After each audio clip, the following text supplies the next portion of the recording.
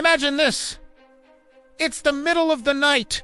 The world outside silent, except for the occasional hum of a passing car. You've just returned from one of the longest shifts of your life, 16 hours.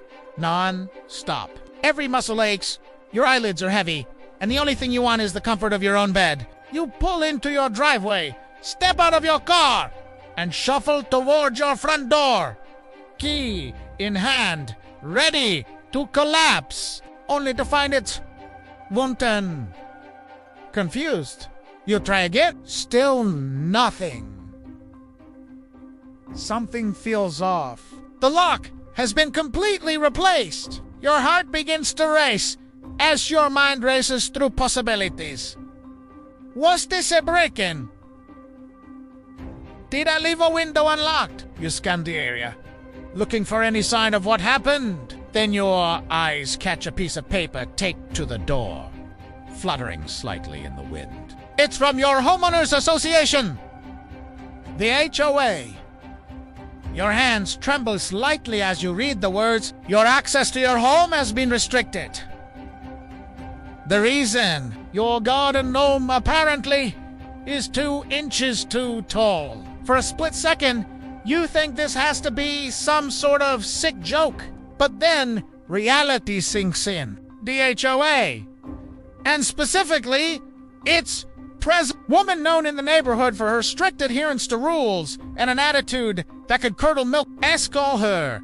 Karen has effectively locked you out of your own home over a garden gnome. Now, I'm an engineer.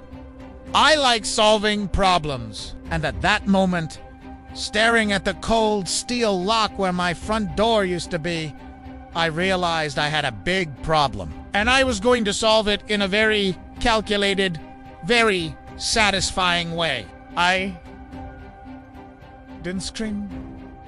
I didn't cry. My mind immediately shifted into planning mode. A problem was presented, and problems are meant to be solved. That night I checked into the cheapest motel in town, but sleep didn't come easy. I spent hours poring over HOA bylaws, analyzing every clause with the precision of someone dissecting a complex algorithm. Lawn height, mailbox dimensions, fence regulations, every single tiny detail became a potential tool. Every loophole was a potential weapon.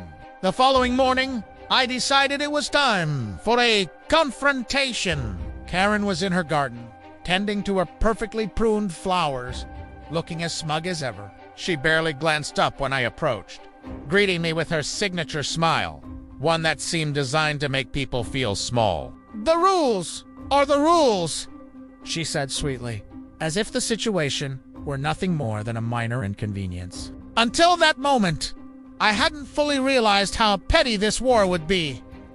But as an engineer, I see the world differently. I don't just react, I design solution. I went home that day, studied the HOAS documents like a general reviewing maps before a battle, and I found something incredible. Every aspect of home ownership was meticulously regulated. Grass length, fence height, even the exact shade of your mailbox. But the bylaws said absolutely nothing about the material, thickness, or design of your front door. Not a single line. And that, dear viewers, was eye-opening. The next steps were strategic. First came the legal approach. I sent a certified letter to the HOA board, citing state property laws they had violated with their self-help evicting. I made it clear that if I didn't have access to my home within 24 hours, legal action would follow within hours. Karen called, her voice frantic. The fear in her tone was delicious.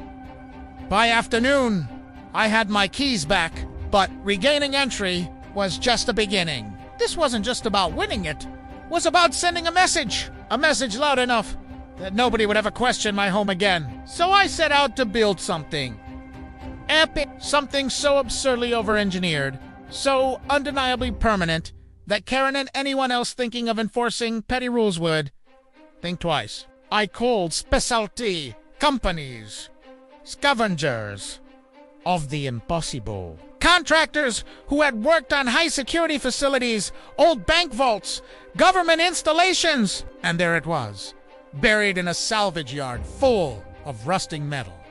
A 2-ton solid steel bank vault door, complete with a complex multi-lock system and a massive wheel that looked like it belonged on a submarine. It was perfect! Neighbors watched curiously as I rented a crane and prepared the front entrance of my home for transformation. I reinforced the doorway with steel beams, poured concrete foundations, and effectively converted my small suburban foyer into a fortress worthy of a spy movie. Karen drove by in her golf cart, frowning suspiciously, but legally. She had no grounds to stop me. The gnome, my tiny wooden defender, was placed proudly on the porch, like a sentinel watching over the preparations for the monumental addition about to arrive. The big day arrived. A flatbed truck carrying the Teuton vault door rumbled into the cul-de-sac. A crane swung the metallic beast through the air with precision as neighbors poured out of their houses, coffee cups in hand, jaws dropping at the sheer absurdity of what they were witnessing. Hours later, the vault door was installed. Bolts as thick as a forearm secured it into the reinforced frame, concrete setting beneath it like a foundation for eternity. The sound of steel against steel echoed through the street, a sound more satisfying than any applause. By the time it was done, my home looked normal. From a distance, a typical suburban house, but up close, a fortress. The steel door gleamed in the morning sun, impenetrable and magnificent. And it complied with every single HOA regulation. Not a clause had been broken. Karen arrived. Of course, she stormed up the driveway, her face twisted in rage, fists pounding against the impossibly thick steel. She demanded an inspection, claiming she needed access immediately. I calmly walked to the small bulletproof porthole I'd installed and addressed her through the intercom. According to Bylaw 7.44, I said, my voice calm and deliberate, inspections require 48 hours written notice to the homeowner. You may submit your request through the mail slot. She sputtered. She screamed.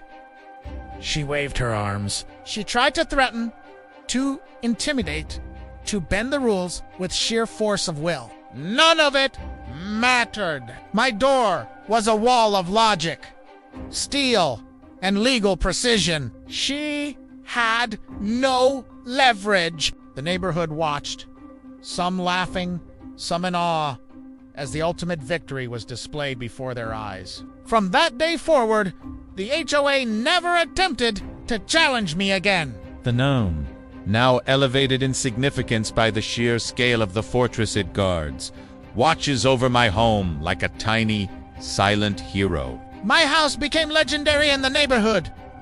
The home with the vault door. Everyone knew.